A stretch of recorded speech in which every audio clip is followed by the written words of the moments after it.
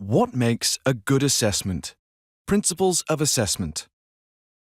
Welcome to the first of a series of video presentations which have been put together by Alpha Plus Consultancy with support from EEF and in partnership with the British Council and CBSE.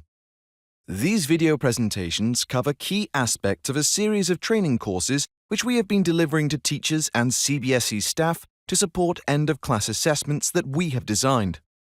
These end-of-class assessments are for English reading, maths, and science for classes 6 to 10. In this video, we will be looking at the principles of assessment, including the key elements of validity, reliability, and manageability. There are 5 main ideas which underpin any assessment that we are going to explore. The first is, what is an assessment? The second is the purpose of the assessment and why understanding this is critical to a successful assessment. The third is the concept of validity and how this is the most important aspect of any assessment. The fourth is reliability and how this can be understood and managed.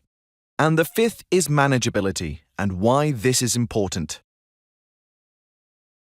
What is an assessment? Assessments have many forms and can be many things to different people. An assessment can be a measure of performance of a student at a task, a test to see how well someone is performing, such as an end-of-class test in school, an exam sat in formal conditions such as the standard 10 exams, a tool for selecting someone for a job or to attend a course of study, etc., a check of progress to see how well someone has understood something, a professional accreditation, such as for a chartered accountancy body. Assessments can be these and more, and one assessment can have multiple aspects, but essentially an assessment is a process for measuring the performance of an individual with the purpose of assigning a value to that performance such as a mark, score, grade, or status. The main determinant about what an assessment is designed to do is the purpose for which that assessment is put. The purpose of an assessment is the primary reason or reasons why an assessment exists and how the results will be used by the people who take the assessment and more widely. The purpose of the CBSE end-of-class assessments is twofold. Primarily, they are formative assessments which are designed to help students understand how well they are performing in the subject and to help teachers identify individual student strengths and weaknesses.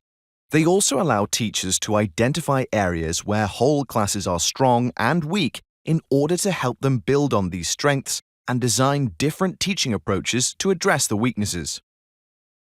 The secondary purpose is a summative one. That is, they show how well students have mastered the learning outcomes set out in the NCERT curriculum and the content of the CBSE syllabus, and allow teachers to compare student performance and to report this to the students to give them an indication of the progress they have made against their peers. It is important to remember, though, that they are low-stakes assessments, created and managed by teachers from the resources that have been produced for CBSE and are designed to be sat under test conditions in a classroom, rather than as formal examinations. They are not the high-stakes summative standard 10 exams. With the purpose of an assessment established, the key consideration to the design of the assessment is validity. Validity has numerous different definitions, but the one that we have chosen to use is that it is how well an assessment measures what it purports to measure. That is, does the assessment test the key skills and knowledge of the content that it is supposed to test and that is important to the subject so that better students in the subject get higher marks? Validity is also related to reliability. An assessment cannot be said to be valid if it is not reliable, as it will not consistently measure what it purports to measure. The reliability of an assessment is a measure of how far the results of the assessment are repeatable. An important aspect of validity is that not only should the assessment measure what it says it measures, but that the inferences and interpretation put on the results of the assessment are reasonable and fair. So, if the outcome of an assessment is to allow a student to follow a further course of study with a particular result, then the result itself should identify those students who are capable at following the further course of study. That is, the interpretation of the result is in line with the capability of the student. For an assessment to be reliable, then the process of measurement should give consistent results.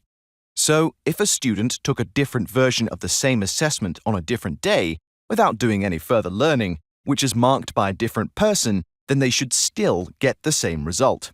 There will always be elements of a student's performance which are beyond the control of the assessment itself, such as illness, but all those being equal, a reliable assessment would deliver the same result each time. A useful analogy to think about validity and reliability is that of an archer shooting at a target. They are aiming to hit the center of the target with all their arrows. In the first instance, the arrows are spread out across the whole target. They are missing the center, so they are not meeting the aim of the assessment, so the performance is not valid as they are not hitting what they intend to. Nor is the assessment reliable, as the arrows are widely dispersed and scattered across the target. There is variation, that means each shot is not repeated. An assessment example of this might be a maths test, which also inadvertently measures students' ability at reading and is marked by different people to different standards. In the second instance, the arrows are all clustered together. This is a reliable assessment, as each arrow is repeating what has gone before. However, they are not clustered on the center of the target, so they are not hitting what is aimed for, and therefore the assessment is not valid, even though it is reliable. An example of this would be an assessment of English writing, which was a spelling test, which is marked by a computer. The results are very reliable, but it is only testing one aspect of English writing, the spelling, and is not testing other aspects such as grammar, punctuation, creativity, etc. The final instance shows the arrows clustered closely around the center of the target. They are hitting what they are supposed to and doing so reliably. In assessment terms, they are testing the right thing and giving the right results. So, the first target is neither reliable nor valid. The second is reliable but not valid, and the third target is valid and reliable. It is worth noting that an unreliable assessment cannot be valid, as it does not consistently measure what it intends to measure. It is vital that assessments are as valid as they can be.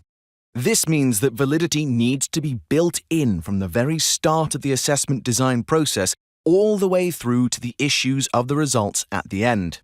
The assessment process needs to be valid, as any decisions about the future of the person assessed, based on the outcomes they achieve, should be fair. That is, the outcome must truly reflect the capabilities of the person assessed so that sound decisions can be made about that person. If the decisions made about a person are to be as valid as possible, then every step of the assessment process must be as valid as possible. If a step in the process is not as valid as it needs to be, then it will mean the overall assessment is not as valid as it needs to be. Validity can be lost at any stage of the process, but once lost, it cannot be put back in.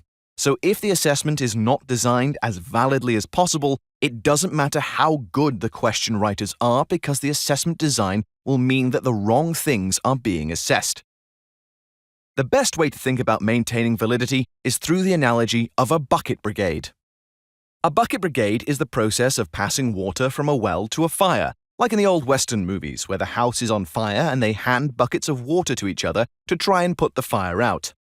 The aim is to get as much water as possible as quickly as possible from the well to the fire so it can be put out. The water in the buckets can be thought of as validity. The aim of an assessment is to ensure that the validity is not lost in each stage of the process within the time and resource constraints that exist, i.e., the water is not slopped out when the bucket is passed on through the chain. If one stage in the process loses validity, like the water in the buckets, it cannot be put back, and the overall outcome at the end of the process will be suboptimal. The assessment will not be valid. This means that every step should be as valid as possible. The domain, the content to be assessed, should be specified as validly as possible. The assessment should be designed as validly as possible.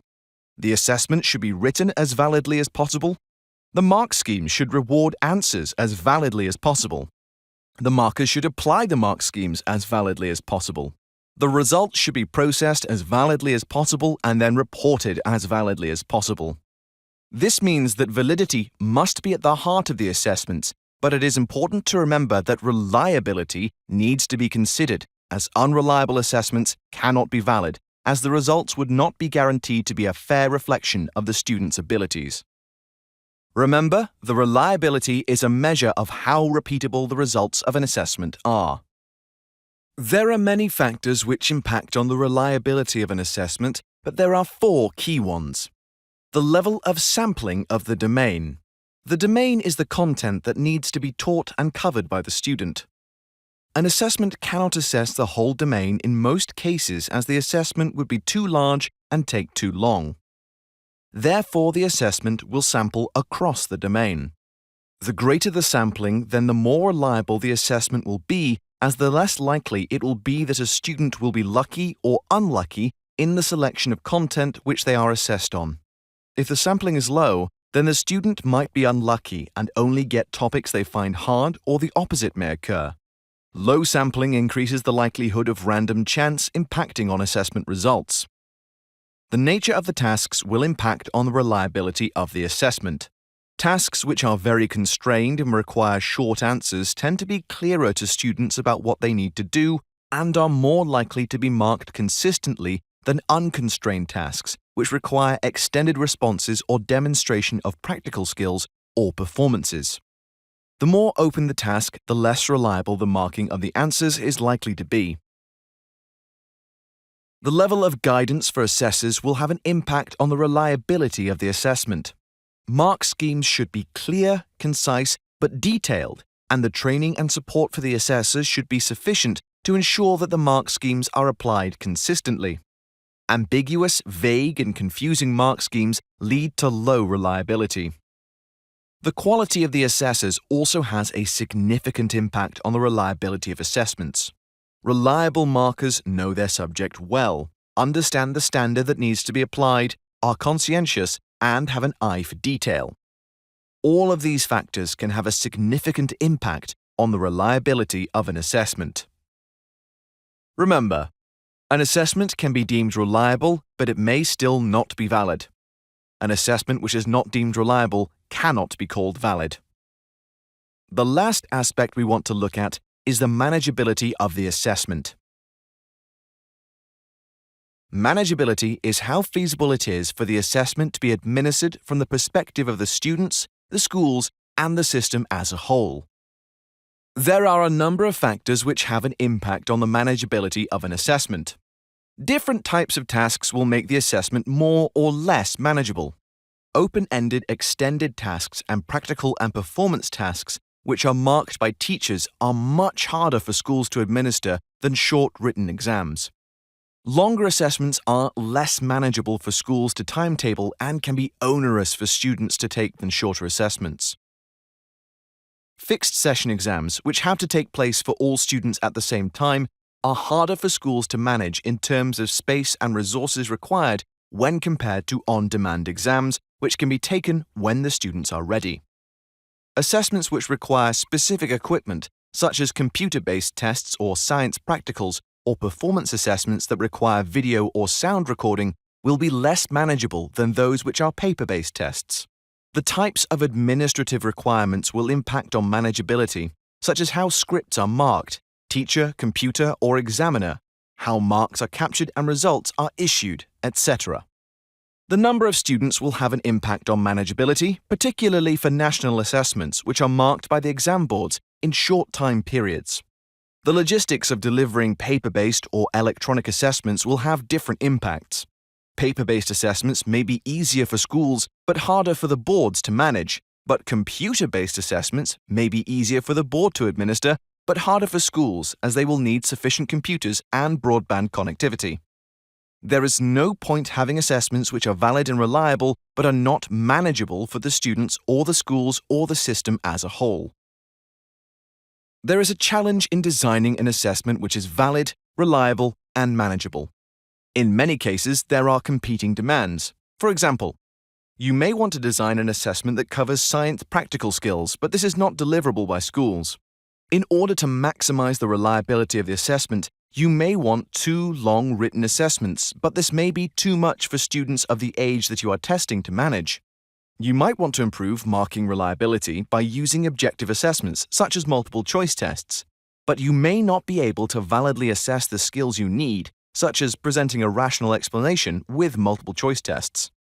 The key is that you need to balance often competing demands when you design an assessment scheme and make sure that your assessments are sufficiently valid to meet their purpose and deliver results that are reliable and use processes which are manageable for students, teachers, and the system as a whole.